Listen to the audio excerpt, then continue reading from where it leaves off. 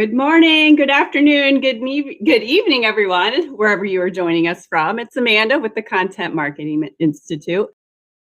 It's Monday, so it's Ask the CMI Team live stream. And you can join us here pretty much every Monday at noon. If you don't know what the Content Marketing Institute is, we are the leading training and education organization for all things content marketing. We have two really great events, our Content Tech Summit and our signature event, Content Marketing World. So you can check out more about us at contentmarketinginstitute.com. And every week with our Ask the CMIT live streams, we are giving you a little behind the scenes access to the people who make all the magic here happen at CMI. And as we share all of our advice and even some of our mistakes and our insight, we hope that you share and engage with us as well here, because that always makes for a more interesting conversation. So today, on today's live stream, we are calling all grammar nerds. Writing, of course, is a critical component to content marketing. So many of our community members have a deep love of language and words and usage. So it's also not surprising that they are equally passionate when it comes to grammar errors, habits, mix-ups, and yes, even the controversial Oxford comma. So today we're going to delve into all things grammar when it comes to your writing. So I see some of you are checking in already. So be sure to give us a virtual wave in the comments, say hello. And while you're at it, let us know where you are watching from. We have a great audience from all over the world, so we love to hear where you are joining us from. All right, before I introduce today's guest, here is the question of the day. And judging by how heated this gets on Twitter, people get about this on Twitter, I'm curious to see all of your reactions today. So today's question is, how do you feel about the Oxford comma? Yay or nay? All right, so let's get to our awesome guest. I know she definitely has opinion about the Oxford comma, and she is no stranger to our Ask the CMI Team live stream. So help me welcome back our VP of Editorial, Kim Moutsos. Hello. Hey, Kim. Amanda. Hi, thanks for having me back. Yes, and I know, right? How do you feel about the Oxford comma? I don't understand why people argue about this. To me, it's so clear. Do what is easy, consistent, and clear. I might turn that around and say clear, consistent, and easy. Just put the comma. I don't understand why people argue about this. It's never less clear to use the comma. And, you know, I understand AP style says not to do it. I went to journalism school. It was a long time ago, but I remember the rule. But honestly, even AP says, if you need it for clarity, use the comma. So I feel like just put the comma. It's never unclear if you use a serial comma. You will save yourself so much time.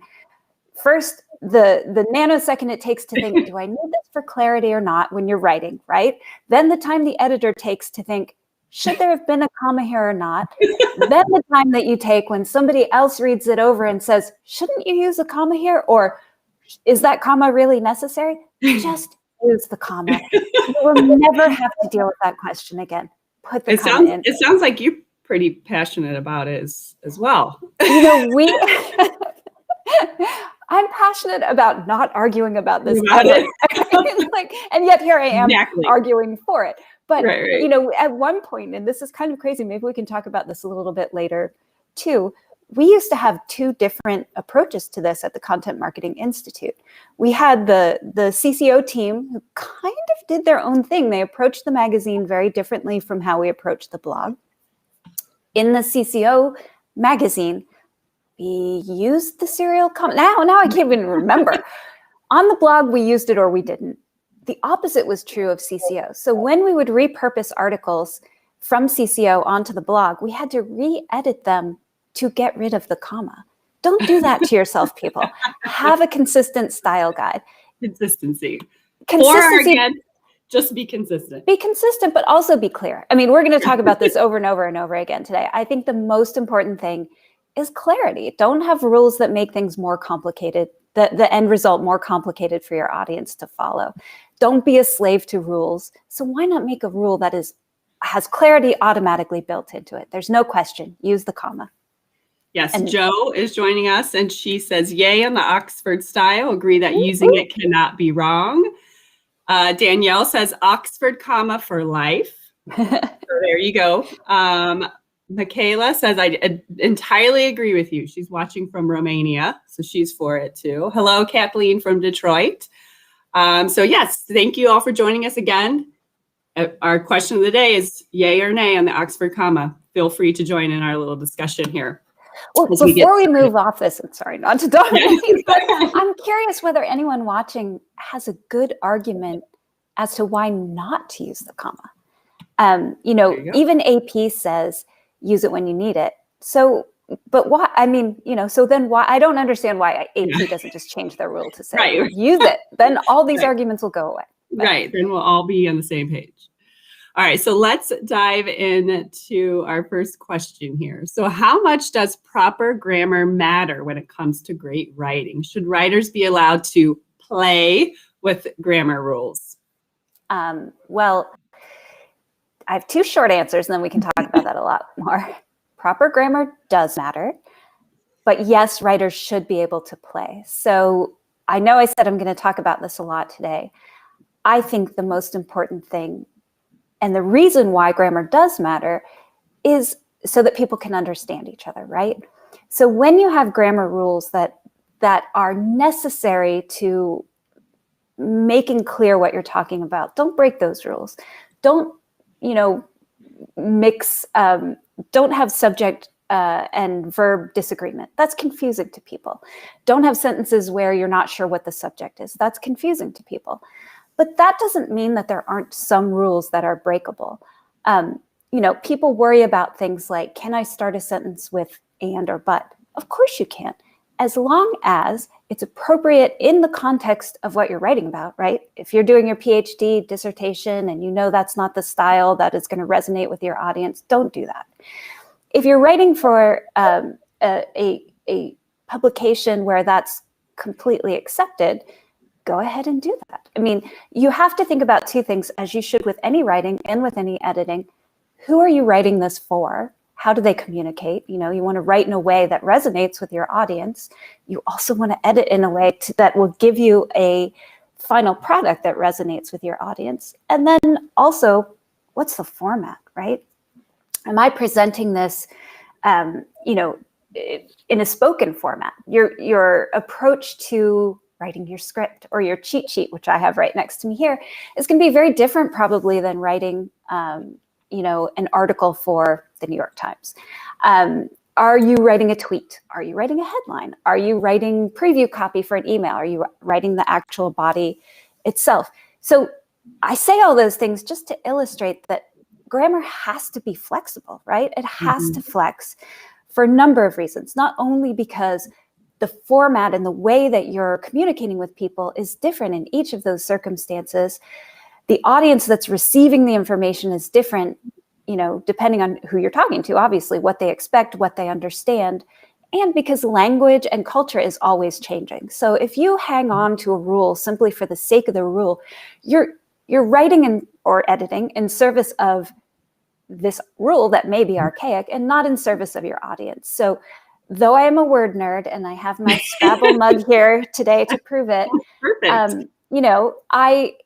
I would say break any rule that makes what you're writing more impactful and clearer. If don't be a contortionist and try to change your sentences to adhere to what you think the grammar rule is. Think about what is the clearest and most effective way to get this point across. I'll leave it at that. I think I've said that enough. Our blog editor, Lisa, left a great article link in the comments if you're on Facebook about what Kim is talking about that we have on our website. Leanne asked this, and I'm not sure if you can answer this, Kim. She's been advised that search engines may see long comma lists as problematic and not to use the comma before an and in cases of SEO. So I don't know if you've ever heard anything like that. I have not heard that. I am more than happy to research that and come back to you with an answer. If the comment came in from LinkedIn, I'll look for it there. But I have not heard that. And I certainly hope that as search engines get more sophisticated, that kind of problem will go away. But it's an interesting one. I guess if your list is super, super long, I mean, 3 things in a list is not a long list, even 4.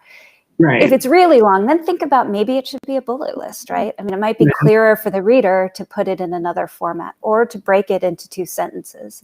But I had not heard that. I also think that people shouldn't contort their copy to fit a search engine, right? The idea of search engine optimization, in theory, is that what's useful and clear and helpful to people will be the thing that rises up in the rankings because people consume it, right? And then the search engine learns, okay, people like this. They got some value from it. They stayed, they read it. So I wouldn't worry too much about that, but I hadn't heard that before, and I will absolutely dig into that a little and see what I can find. All right, let's go on to question number 2 here. How do you get the team on the same page in regards to grammar and style, etc.? So the audience has the same quality experience across the whole brand. I think the most important thing is to write a style guide. And I did mention that we used to have 2 different approaches to style. I would say make your life easy, have one style guide, publish it where people can see it, be ready to explain why it matters to be consistent, but also be ready to adjust it as needed. We've gone through that ourselves. Recently, Anne Ginn did a story about women writers, books written, great content marketing books that happen to be written by women writers in honor of Women's History Month. And, in the process of doing that, she realized that her impulse was to say female writers. And she learned through the process, someone in our community, I believe it was Dennis Shao, enlightened her as to the reasons why it's better to say women writers. We thought about it, we looked into it, we updated our style guide. So language is dynamic, culture is dynamic. Have a style guide, but be ready to adjust it as needed. Now, when you do your style guide, and if Lisa's still with us, she can probably give you the link to some articles we have about creating a style guide. You're going to think, okay, our organization adheres to AP style, or our organization uses Chicago Manual style. Why do I need a specific style guide? Well, consider that not every situation that you encounter will be described in AP style or Chicago Manual style, because those are written for very specific uses. AP often used in publishing, that's not going to be very specific to your industry and your audience and the kinds of things that you write about every day. So most things will be covered there. Not everything will. It also takes a while for style guides to catch up with usage. So if you find a situation that you want, for whatever reason, AP styles approach doesn't match what you think is important for your company, you're going to want to make your own rule and document that. You can totally do it, but write it down so everyone knows. Make it available to people, and just give them the tools to say, I don't know how this should be. Where do I find the answer? Here's where you find the answer. If you start with AP style, fine. If you don't find the answer there, here's our list of exceptions or additions to AP style. And you can also kind of customize it to the tone that you want for your company. So you're not forced into overly formal or overly lax. You can create the style that works for your audience. Right. All great points. And also, same with the rule, same with the style guide. Don't contort yourself into it. Be flexible and be willing to change it. Very important.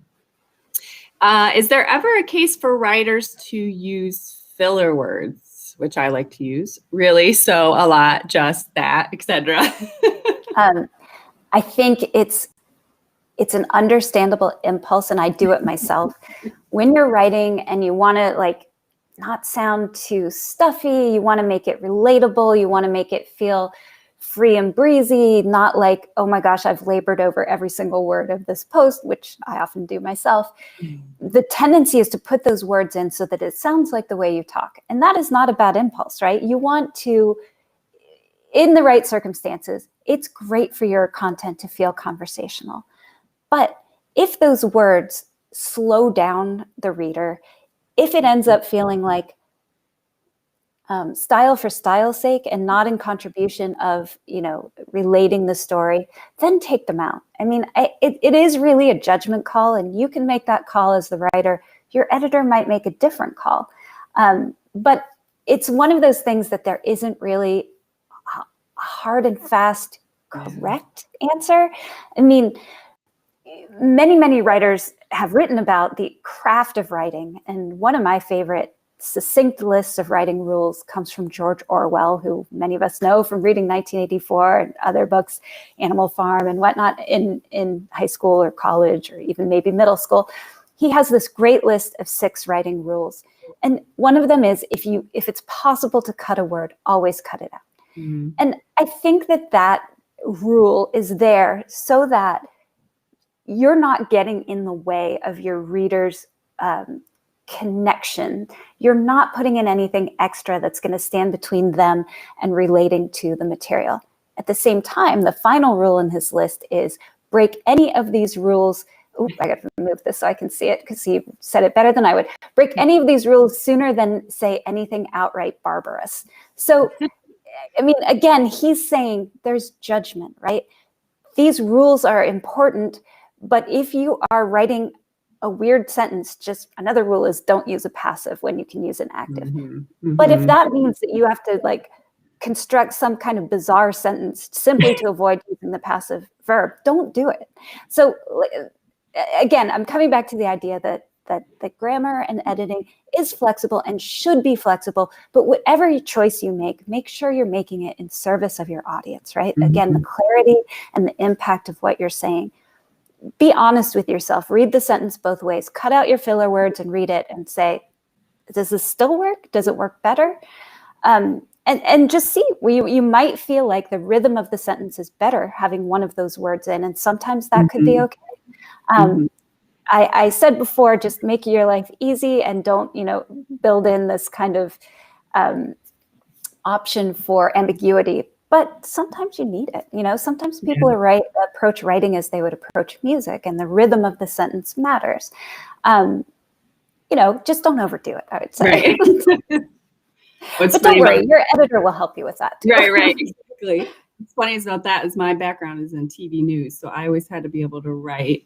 You have either 15 seconds or 30 seconds to convey an entire story. So I do like to use conversational, words like really or whatever for conversation, but I got really good at cutting out a lot of the meat just to convey that story in 30 seconds, which is all I had to tell that story. Nick, for some reason, that's one. Sorry, Amit. One of my favorite things to do is to find those words. Like if for some reason you have to cut down a sentence because, this has changed a lot since we're not doing print so much, but think about a tweet, right? You're trying to convey your idea and you want it to be a certain length. Those kinds of words are like the go-to for just cut them. You'll see the sentence still works, right? But I find that a challenge that's fun. Again, word nerd. Have that challenge as well. Nick comments that he finds the majority of writers for the web have very poor grammar. So that's his comment. So let's get on to the last question here. What tips do you have for catching grammar mistakes before you publish? Nick, you will probably appreciate what I'm going to say. I think a lot of times what happens is that people are trying to publish quickly and cost effectively, and often that means they've eliminated editors. But listen, the best thing you can do is have someone, even if it's not an official editor, read over what you've written. You will never see your copy the way someone else will see it. And if you're the editor and not the writer, the same is true. Let's say there's all kinds of different kinds of editing. We can go into that on another call maybe. But let's say you're the structural editor, right? You're taking a look at the piece for the high level things. Is the thinking clear? Are the arguments clear? Is the structure supporting the arguments? You maybe are the one who writes the headline and the excerpt at the end. That doesn't necessarily mean that at the end of all that, you can read it again and fine tune all the little details, right? it really helps to have one other person take a look at it after you've done that. They'll see so much that you didn't see. They'll read it a different way. So I think that is the best thing you can do. There are a few other things you can do if that's really not an option for you. Of course, walk away from it for a time and then read it with a fresh eye. Another thing that I think is maybe the most effective, read it out loud to yourself. Say the words, and you'll hear where something is wrong, feels wrong, a word is missing, etc. So it's all about slowing down and looking at it again. Another way to do that is to start from the end, read each sentence. You're kind of reading them out of context, and that helps you sort of see the sentence not as part of the whole package, but what does this sentence actually say and actually mean? So read the sentences from the end to the beginning. You'll find new things. And then, do use the technology in a way that is helpful. Go ahead and do a spell check. It's not always right, but you are able to review everything it recommends and decide, oh, did it catch something I missed? And then make your choice. Use Grammarly. Do whatever you can to help catch those things that everybody does it, right? You read what you think is on the page, not what's actually on the page. So if tech helps you see those things, use that. If reading out loud helps you, do that. I can't stress enough how helpful it is to have one other person read what you've written or edited to catch those fine-tuned things, which is also a reason that you should have a style guide, so you're not saying, having someone, your editor, come back to you and say, why isn't there a comma in this list? Well, you'll notice in our style guide, we've documented that we use a serial comma. But anyway, I'll leave that alone now. I love Grammarly. That's my friend. And I also actually haven't heard reading the sentences from the bottom up. So that's a new one. I actually never heard that. So I will definitely try that one as well. Well, I know you're a fan of reading things out loud, Amanda, both from your TV history, and I think that we have actually talked about this before, how effective it is to read aloud. You can actually also, I ran across this and now I've forgotten it, plop it into a program that will read it out loud for you. So if you listen to the words on the page read to you by somebody else, that can be another way. Personally, I think it's just as easy to read it yourself, but you do you, right? Right.